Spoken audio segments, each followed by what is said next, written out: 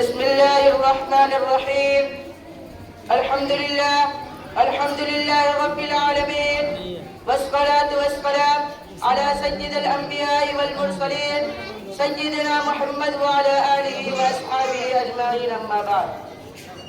محترم صدر جلسہ، اقابل احترام اساتذہ کرام، معزز دور دراز صاحب مہمانان گرامی، عزیز والدین اور پیارے ساتھیوں، السلام علیکم ورحمۃ اللہ وبرکاتہ۔ آج ہم اپنے پیارے وطن ہندوستان کی یوم آزادی کے موقع پر جمع ہوئے ہیں۔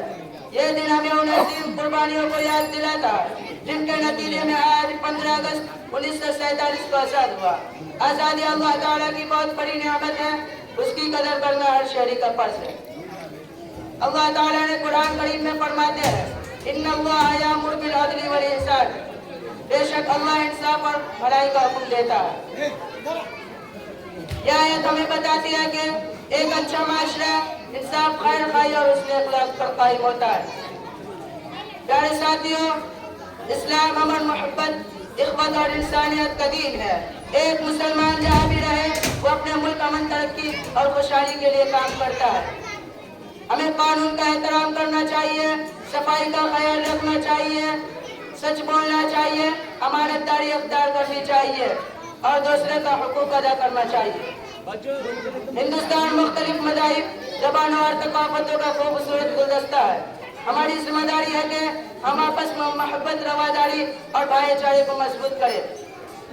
ہندوستان کی آزادی کی جدوجہد میں ہر طبقے کے لوگوں نے حصہ لیا۔ مسلمانوں اور علماء کرام نے بھی نمایاں خدمت انجام دی۔ بہت سے علماء نے آزادی، انصاف اور قومی یکجہتی کے لیے جدوجہد کی اور بڑی قربانیاں دیے۔